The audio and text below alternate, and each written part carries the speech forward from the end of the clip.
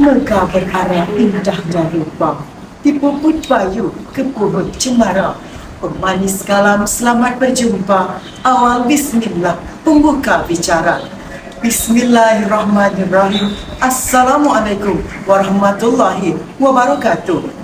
Seusai lafaz bismillah itu tadi, terlebih dahulu Putra yang Petah meminta baik kata ini ingin memperkenalkan diri. Saya Muhammad Fazli bin Samdin, seorang pelajar pintar tingkatan 5 pada tahun 2023. Memandangkan saya merupakan anak jati Kota Tinggi Johor, sudah tentulah saya setia menetap di sini bersama keluarga bahagia. Saya merupakan anak ketiga daripada 6 orang adik-beradik. Saya bersekolah rendah di Sekolah Kebangsaan Semangat dari tahun 2010 hingga 2018. Kemudian, saya melanjutkan pelajaran ke peringkat menengah di SMK Tun Habab sebelum berpindah pada tahun 2020 ke SMK Linju. Saya percaya ilmu dan bakat kepemimpinan adalah penting bagi setiap pelajar untuk belajar menjadi pemimpin yang baik. Maka, seawal umur 9 tahun, saya telah memegang jawatan sebagai pengawas pusat sumber sekolah rendah di Sekolah Kebangsaan Semangat, dan semasa darjah 6, saya meneruskan bidang kepimpinan ini sebagai seorang ketua pengawas pusat sumber. Di sekolah menengah, saya sentiasa berusaha untuk menjadi seorang pelajar yang proaktif dan telah berpeluang untuk meneruskan minat dalam tampuk kepimpinan dalam pelbagai organisasi.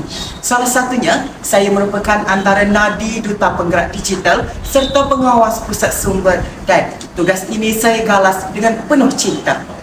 Di peringkat sekolah, saya giat menyertai pertandingan kuis sejarah dan kuis bahasa pada setiap tahun. Di peringkat daerah pula, saya menyertai pertandingan pidato dan memperoleh tempat ketiga. Pertandingan Karya Muda Johor sesi tahun 2022 dan pernah menjadi johan pertandingan penulisan saja. Di peringkat negeri, saya pernah menyertai beberapa projek antologi puisi, anekdot dan gurindam serta pertandingan inovasi dan telah merangkul anugerah johan dalam pertandingan Dikir Barat Solo. Manakala di peringkat kebangsaan, saya telah dinobatkan sebagai johan dalam pertandingan kreatif nyanyian Anjuran Nestu dan kuis kenegaraan.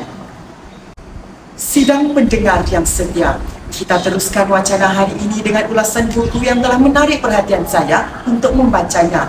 Maka setelah cukup menelaah dan refleksi bab ceritanya, novel yang bertajuk Sunan telah menjadi pilihan bagi santapan hujah pada hari ini. Novel ini ditulis indah oleh Ramli Awang Mursyid dan hasil penulisan karya beliau cukup terkenal dan diterbitkan oleh Karang Kraftmon Sendirian Berhad. Novel ini diterbitkan pada tahun 2014 dan mempunyai ketebalan halaman sebanyak 521 muka surat.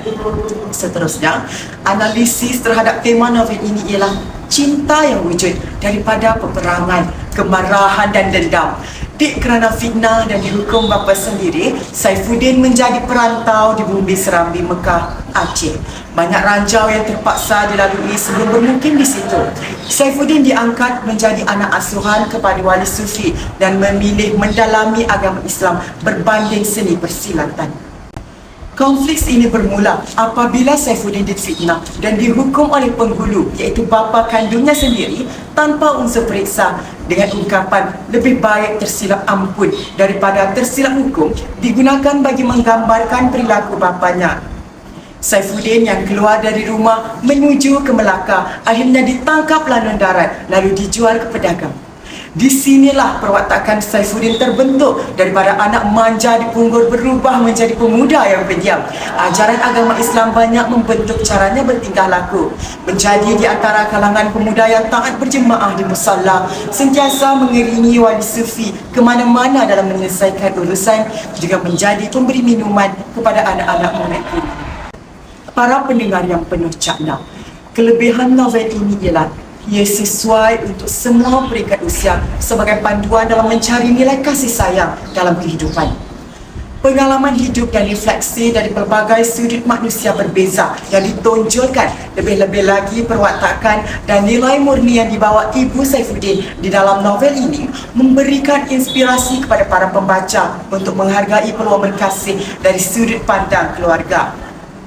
Misalnya, sewaktu Saifuddin bertukar perwatakan kepada pendiam dan hanya terperuk di dalam bilik dek kerana dihukum tanpa unsur periksa, Sulimah, iaitu ibunya, mendakap anaknya seraya memujuk dan memberikan kata semangat supaya yakin akan ujian dari Tuhan. Peristiwa ini memberikan gambaran kasih sayang seorang ibu terhadap anaknya. Selain itu, novel ini sudah tentu menyimpan pelbagai pengajaran. Pengajaran yang perlu dijadikan iktibar ialah kita hendaklah menyelidiki sesuatu tuduhan sewajarnya sebelum membuat spekulasi mengikut isi hati atau buah fikiran orang lain yang tidak berguna.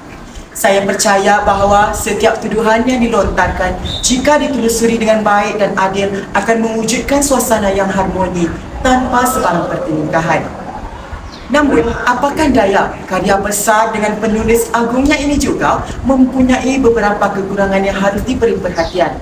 Seperti perkataan bersambung boleh dijumpai di akhir muka surat menandakan bahawa kisah di dalam novel ini tergantung begitu sahaja dan tidak berkesudahan, serta kesalahan bahasa yang sepatutnya beriktikaf telah ditulis kepada beriktikat. Hal ini jelas memberikan imej buruk kepada hasil karya ini. Konklusinya, impak positif yang dapat saya garap ini diharapkan agar berleluasa dan dirasai semua pembaca. Sidang pendengar yang dihormati, seterusnya mari kita telusuri hujah saya yang penuh bahas mengenai topik pilihan saya yang cukup menawan minda dan bibir untuk mencantas idea yang tidak selari dengan pemikiran minda kelas pertama. Topik pilihan ini adalah mengenai isu kesedaran kesihatan mental dalam kalangan ibu bapa dan kanak-kanak. Pada era globalisasi ini, kesedaran kesihatan mental dalam kalangan ibu bapa dan kanak-kanak semakin diketepikan. Hal ini demikian menyumbang kepada peningkatan peratusan masalah kesihatan mental di Malaysia. Sekiranya keperluan kesihatan mental mereka tidak diendahkan, ia boleh memicu masalah mental di kalangan mereka. Namun begitu, terdapat pelbagai tanda tanya yang timbul tentang memelihara kesihatan mental dalam kalangan ibu bapa dan kanak-kanak. Dari sudut perspektif saya, hal ini terjadi kerana pihak yang bertanggungjawab tidak cakna akan isu masalah kesihatan mental dalam kalangan ibu bapa dan kanak-kanak.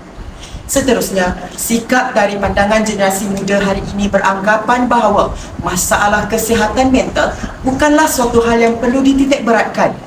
Selain itu, generasi muda tidak atau jarang-jarang diendahkan dengan isu memelihara kesihatan mental dalam kalangan ibu bapa dan kanak-kanak sehingga menyebabkan mereka gagal mengenali ciri-ciri dan punca-punca masalah ini berlaku.